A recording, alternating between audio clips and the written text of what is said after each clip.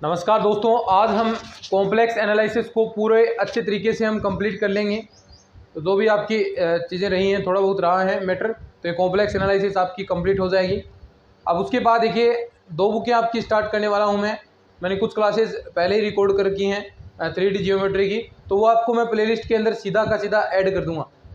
और साथ साथ में आपकी वेक्टर कैलकुलस भी स्टार्ट हो जाएगी, यानी 2 बुकें आपकी स्टार्ट हो जाएंगी। और देखिए, हम कोशिश ये भी कर रहे हैं कि आपको जो रीट का कॉमन है वो पहले करवा दिया जाए, ताकि क्योंकि रीट का पेपर भी होने वाला है, उसके अंदर आपके टीचिंग मेथड्स आते हैं, तो वो चीज़ें मैं सोच रहा हूँ पहले करवाने के लिए। तो उसमें भी तैयारियाँ चल रही हैं, जो भी टीचिंग मेथड्स के नोट्स वगैरह तैयार कर रहे हैं, तो जो भी चीज़ें होगी उस हिसाब से हम चीज़ें चलते रहेंगे। तो चलिए स्टार्ट करते हैं। कॉम्प्लेक्स एनालिसिस में अब कुछ ही चीज़ें रही हैं। देखिए, टॉपिक का नाम है आगे रैखिक रूपांतरण, लीनियर ट्रांसफॉर्मेशन।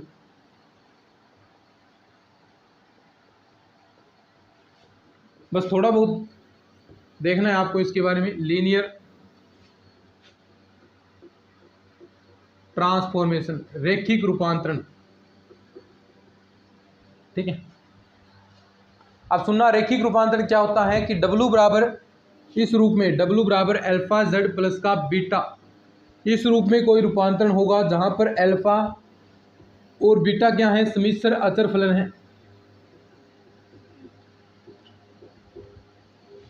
सम्मिश्र अचर है। अल्फा जेड प्लस का बीटा इस फॉर्म में अगर कोई आपका रूपांतरण है तो उसे आप रैखिक रूपांतरण कहेंगे।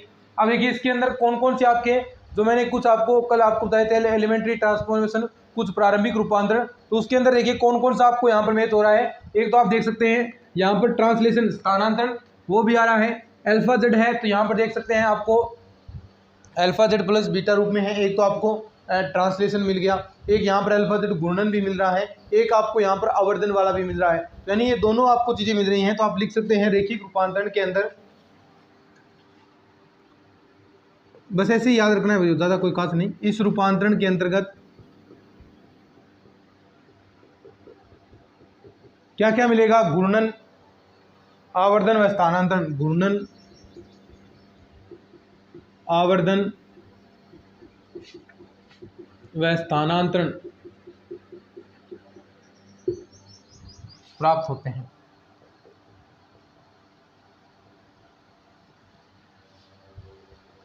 ठीक है, इसके बाद देखिए, प्राप्त होते हैं या इसके अंदर होते हैं, ऐसा भी लिख सकते हैं, होते हैं।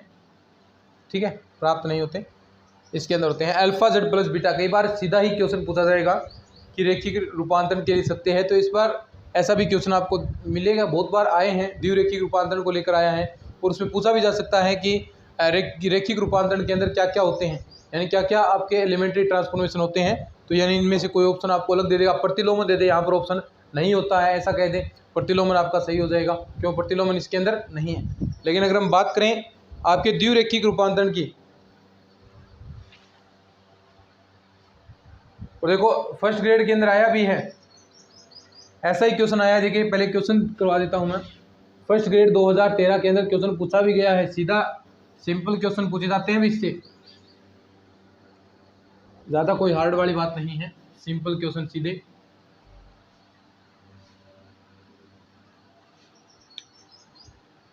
फर्स्ट ग्रेड 2013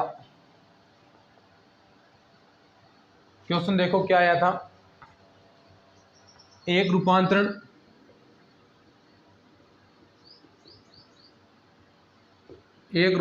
W बराबर alpha Z plus beta, alpha Z plus का बीटा प्रकार का है, इस पर W जेड प्रकार का है, तब यह रूपांतरण होगा, तब इसे कहा जाता है, लिख सकते हैं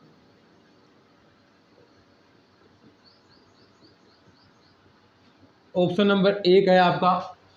1 मिनट भी,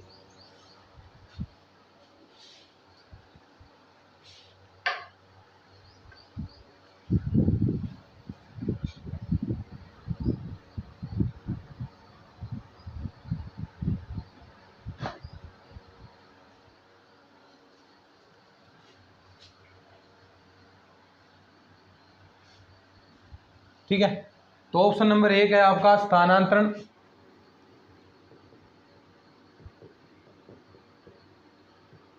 नंबर 2 पर है आवर्धन,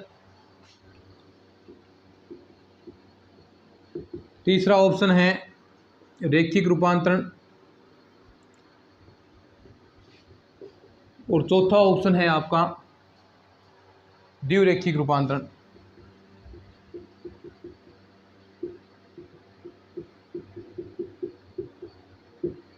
द्विरैखिक रूपांतरण तो पूछा है कि ऐसा रूपांतरण क्या कहलाएगा। फर्स्ट ग्रेड 2013 के अंदर ये क्वेश्चन आया है।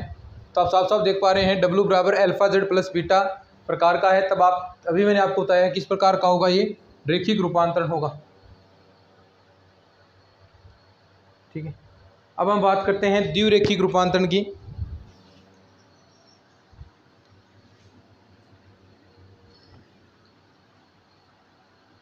द्विरैखिक रूपांतरण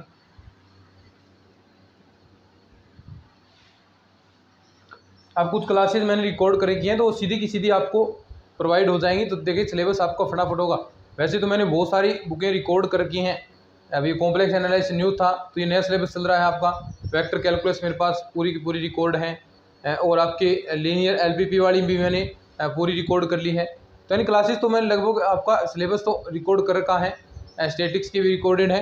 लेकिन वही बात हो जाती है, देखिए अब टाइम हमारे पास अच्छा खासा है तो आपको एक एक क्लासेस हम प्रोवाइड करवा देते हैं। अगर ये समय कम होता तो सारी की सारी आपको मैं प्रोवाइड करा देता ताकि आप सिलेबस कर सकें। और चिंता करने की जरूरत बिल्कुल भी नहीं है आपको। जैसे ही रीट का एग्जाम होगा तो उसके 15 या 20 दिन बाद आपका पूरा कंप्लीट हो जाएगा। फिर भी हमारे पास देखिए लगभग अगर 15 अगस्त या 20 अगस्त के आसपास हमारा पूरा कंप्लीट सिलेबस होता है तो भी हमारे पास लगभग 4 महीने, देखो 9th 10th 11th 12th 4 महीने हमारे पास हैं। और 4 महीने मैथ्स को रिविज़न करवाने के लिए, एक एक चीज़ याद करवाने के लिए सफिशिएंट है। उसके बाद हम रिवीजन करेंगे तो रिवीजन के अंदर फटाफट 2 क्लासेस के अंदर कोई BSc की वाली बुक हो गई, 3 क्लासेस के अंदर होगी, तो ऐसे आपको रिवीजन करवाया जाएगा। उसके अंदर बढ़िया बढ़िया चीज़ें आपको बताई जाएंगी, फॉर्मूलेज याद करवाए जाएंगे। तो ऐसी मैं कोशिश करूँगा। टेस्ट आपके होंगे तो बहुत सारा चीज़ें आपको मैं करवाने वाला हूँ। तो देखिए इसी वजह से हम चीज़ें आराम से चल रहे हैं ताकि जो भी चीज़ अब बताऊँ वो आप साथ साथ में तैयार करते रहें, थोड़ी बहुत प्रैक्टिस करते रहें ताकि जब हम रिवीजन करें तो किसी भी प्रकार की किसी को भी कोई दिक्कत नहीं रहे। तो रिवीजन बड़ा ही मस्त इस चैनल पर आपको मिलने वाला है, क्योंकि उस वक्त सभी स्टूडेंट्स का सिलेबस भी हो चुका होगा और सभी यानी जो बाहर कोचिंग वगैरह कर रहे हैं तो वो घर पर आकर तैयारी करेंगे तो उनके लिए रिवीजन भी बेस्ट होगा। तो वहाँ पर हम ऐसा प्रयास करेंगे ताकि सभी को रिवीजन भी मिल सके। ठीक है, क्योंकि हमने कहा है कि आपको एक बेस्ट चीज़ प्रोवाइड कराएंगे तो बेस्ट चीज़ के अंदर क्लासेस तो आपका सिलेबस तो हो गया, सिलेबस से ही नहीं होता, आपको रिवीजन भी करवाना ज़रूरी है। तो रिवीजन भी हमारी स्पेशल यानी कह सकते हैं एक बार 2 महीने के अंदर पूरा हम दोबारा रिवीजन कर लेंगे। ऐसी भी हम कोशिश करेंगे 1.5-2 महीने के अंदर इंपॉर्टेंट चीज़ें, बढ़िया चीज़ें सारी आपकी हो जाएं। अब देखो द्विरैखिक रूपांतरण।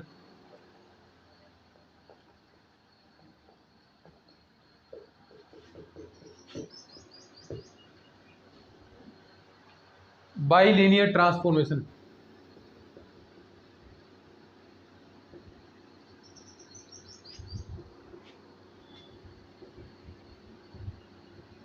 द्विरैखिक रूपांतरण, बाइलिनियर ट्रांसफॉर्मेशन। तो देखिए द्विरैखिक रूपांतरण क्या होगा कि W बराबर आपको ऐसा दे अल्फा जेड प्लस का बीटा अपोन में देखो CZ प्लस का D, इस प्रकार कुछ चीज़ें मिले या A मान सकते हैं, इसको एक ही बात है। AZ मान लीजिए, सारे बीटा मान नहीं तो AZ मान लो यहाँ, यानी ये अनुपात के रूप में भी और है आपका। यानी यहाँ पर लिख सकते हैं ABZ क्या है, जहाँ ABCD समिश्र अचर है। ABCD क्या है, समिश्र अचर हैं। तो W बराबर AZ प्लस का B अपॉन CZ प्लस का D। तो इस रूप में भी अगर आपको कोई रूपांतरण मिले तो उसे आप क्या कहेंगे, द्विरैखिक रूपांतरण कहेंगे। क्या कहेंगे, द्विरैखिक रूपांतरण कहेंगे। अब देखो इससे संबंध में कुछ चीज़ें लिखनी है आपको। देखिए सीधी सी बात है, आपको दिखाई दे रहा होगा, यानी जो दो आपके अगर रैखिक रूपांतरण है उनका अनुपात, सीधी सी बात है, दिखाई दे रहा हो। ये ऊपर वाला भी रैखिक आपका रैखिक रूपांतरण है और नीचे वाला भी रैखिक रूपांतरण है। तो दोनों रैखिक रूपांतरों का अनुपात ही आप कह सकते हैं। अब देखो इसके अंदर कौन कौन सी चीज़ें आपको मिलेगी। अब रैखिक रूपांतरण था तो उसके अंदर हमने स्थानांतरण, घूर्णन आवर्धन, इसके बारे में बात की थी। लेकिन यहाँ पर ये चीज़ें तो मिले ही मिलेंगी, इसके साथ साथ प्रतिलोम भी मिलेगा, यानी जो हमने प्रतिलोमन इन्वर्सन किया था वो भी आपको यहाँ पर प्राप्त होने वाला है। तो आप देख पा रहे होंगे अच्छे से कि W बराबर अल्फा जेड प्लस का बी अपॉन सी जेड प्लस का डी। यहाँ पर आपको रेखिक रूपांतरण के चीज़ें तो मिले ही मिलेंगी, इसके साथ साथ प्रतिलोमन भी आपको मिलेगा। तो आप इसमें कुछ लाइनें लिख सकते हैं, देखिए।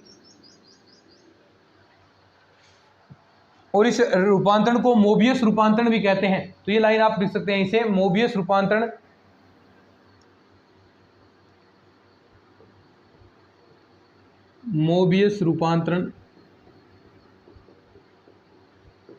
इसे मोबियस रूपांतरण, रैखिक भिन्नात्मक रूपांतरण या फिर रैखिक भिन्नात्मक रूपांतरण के नाम से जाना जाता है। तो ये भी लाइन आप लिख सकते हैं।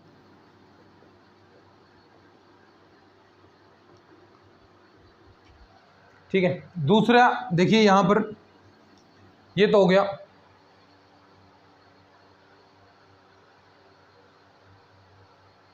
देखिए अब इससे आप प्रारंभिक रूपांतरणों का देखिए परिणामी मान सकते हैं, यानी इससे सारे के सारे जो आपने प्रारंभिक रूपांतरण पढ़े थे वो सारे के सारे आपको मिल रहे हैं, चाहे आप घूर्णन की बात करें, आवर्धन की बात करें या फिर आप प्रतिलोमन की बात करें, तो ये सारे के सारे आपको मिल रहे हैं। स्थानांतरण की बात करें तो आप लिख सकते हैं लाइन कुछ इस प्रकार, इसे प्रारंभिक रूपांतरणों का परिणामी माना जाता है, इसे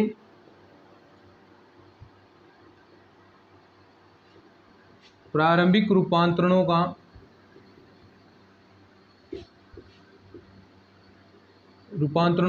परिणामी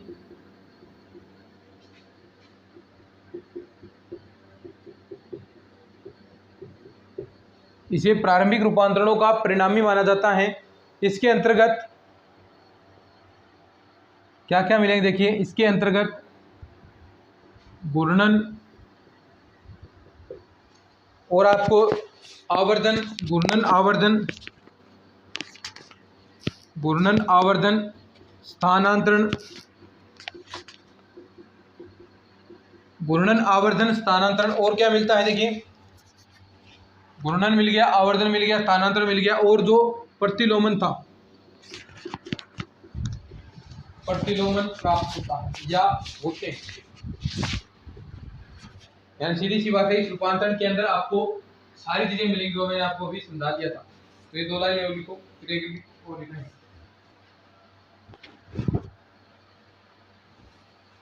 तो ये जो रूपांतरण है आपका वर्त या सरल रेखा में बदलता है, वर्त या सरल रेखा में परिवर्तित करता है। वर्त को सरल रेखा में बदल देगा, सरल रेखा को वर्त के अंदर बदल देगा। तो ये लाइन भी आप लिख सकते हैं। अब देखिए क्वेश्चन करते हैं।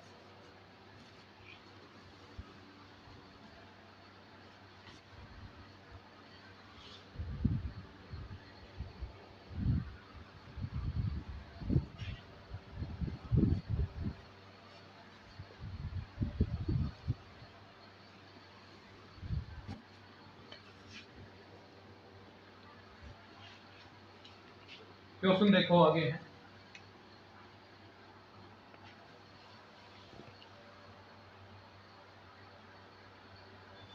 रूपांतरण दिया है आपको, रूपांतरण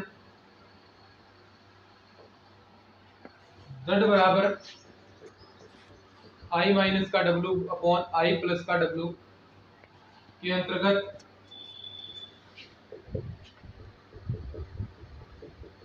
z का मापांक बराबर 1 देता है का प्रतिबिंब, इसका प्रतिबिंब क्या होगा। नंबर 1 ऑप्शन है आपका वास्तविक अक्ष,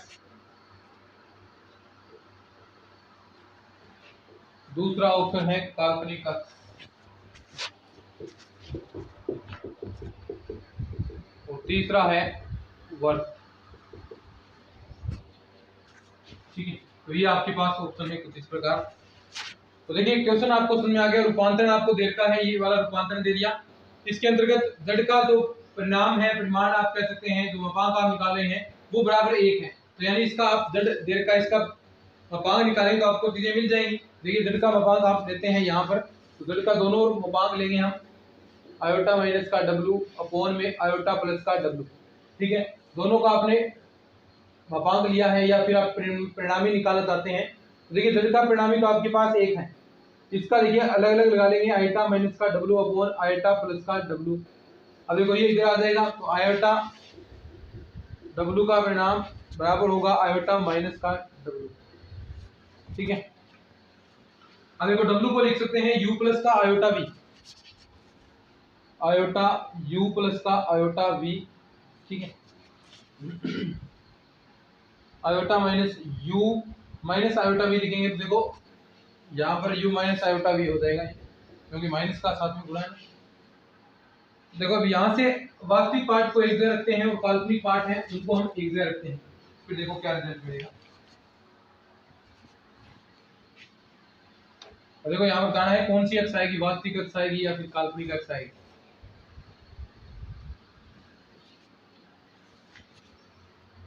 ठीक है, अब देखो यहाँ से इसको हम लिखते हैं ऐसा,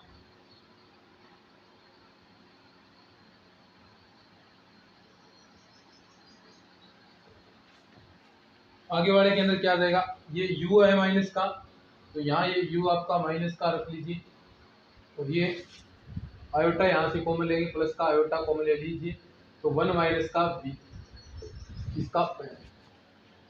अब आपको परिमाण निकालना आता है, क्या करेंगे, वास्तविक पार्ट का स्क्वायर और काल्पनिक पार्ट का स्क्वायर जोड़ेंगे और ऊपर का अंडर रूट ले लेंगे। ठीक है, तो यहाँ पर देखिए इसका परिमाण निकालेंगे, तो u स्क्वायर प्लस का v प्लस 1 की स्क्वायर अंडर रूट ऊपर है, ऐसे ही माइनस का u का स्क्वायर 1 माइनस v का स्क्वायर और ऊपर इसका अंडर रूट। बोलो,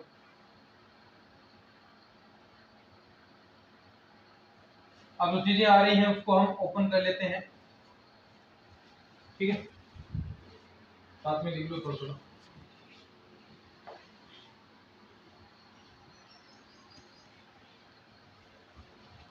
अब देखो u स्क्वायर प्लस का v स्क्वायर प्लस का 1 प्लस का 2v और उसका रूट दोनों का स्क्वायर करेंगे तो रूट दोनों काट जाएगा ना, और इधर आ गया u स्क्वायर इसका स्क्वायर 1 प्लस का v स्क्वायर माइनस का 2।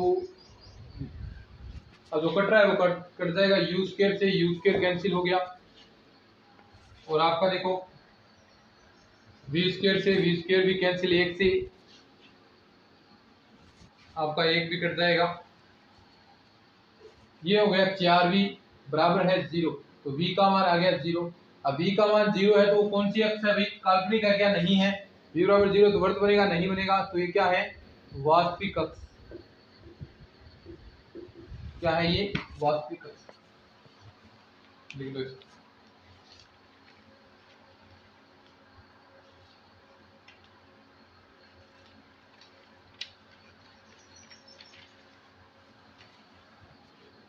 अब देखो आगे आता है स्थिर बिंदु, एक छोटा टॉपिक और देख लेते हैं, इसके अंदर थोड़ा सा बड़ा है पार्ट, बाकी कल करना पड़ेगा, चीजें और भी रह जाती हैं इसके अंदर, एक छोटा सा टॉपिक और कर लेते हैं। स्थिर बिंदु या निश्चर बिंदु, स्थिर बिंदु या फिर इसे आप निश्चर बिंदु भी कह सकते हैं, इनवेरिएंट पॉइंट इंग्लिश के अंदर कहोगे,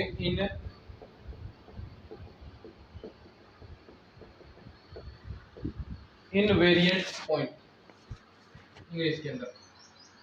स्थिर बिंदु या निश्चर बिंदु क्या होता है, यानी वे बिंदु जिनका प्रतिबिंब स्वयं जड़ ही हो, वे बिंदु जिनका प्रतिबिंब स्वयं हो या फिर स्वयं जड़ हो या स्वयं ही हो, यानी जिनका प्रतिबिंब निकाले हैं वापिस वही जो बिंब लिया है वही प्रतिबिंब आ जाए, तो उसे आप कहेंगे स्थिर बिंदु या निश्चर बिंदु। वे बिंदु जिनका प्रतिबिंब स्वयं पर हो, वे बिंदु जिनका प्रतिबिंब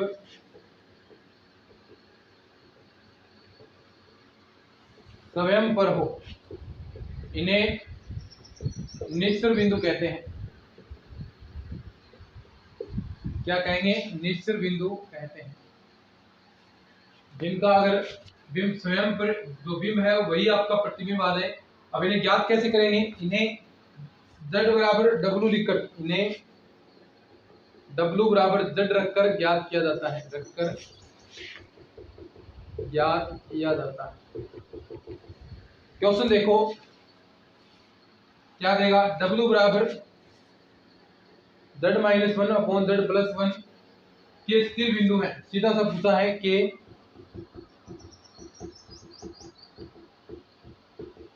स्थिर बिंदु है। W बराबर Z minus one upon Z plus one के स्थिर बिंदु है। देखो इसके स्थिर बिंदु निकाले हैं तो आपको W बराबर Z रख लेना है, तो W बराबर हम Z रखेंगे, W बराबर Z, तो यहाँ पर Z आ गया Z माइनस का वन अपॉन Z प्लस का वन। यहाँ से आपकी समीकरण बन जाएगी क्या, देखो Z स्क्वायर प्लस का Z बराबर Z माइनस का वन। यहाँ से आप देख सकते हैं Z से Z आपका कैंसिल हो गया, Z स्क्वायर माइनस का वन माइनस माइनस यहाँ पर प्लस आ जाएगा बराबर 0। या ऐसा भी आप लिख सकते हैं यहाँ पर, या ऐसा भी आप लिख सकते हैं Z बराबर क्या आ जाएगा, प्लस माइनस का आयोटा आ गया ना, क्योंकि देखो इधर जाएगा माइनस का रूट आएगा तो आयोटा बनेगा, तो प्लस माइनस का आयोटा यहाँ पर आपका प्राप्त हो जाएगा। तो ये आपके निश्चित बिंदु होंगे। ऐसे और भी एक दो छोटे छोटे टॉपिक रहे हैं वो हम नेक्स्ट क्लास के अंदर करने वाले हैं, लेकिन थोड़ा सा सुबह रिकॉर्ड करता हूँ तो उसमें कम मिल पाता है, शाम को रिकॉर्ड करते हैं तो क्लास आपकी बड़ी सफिशिएंट हो जाती है। तो ये आज की इस लेक्चर के लिए इतना ही, धन्यवाद।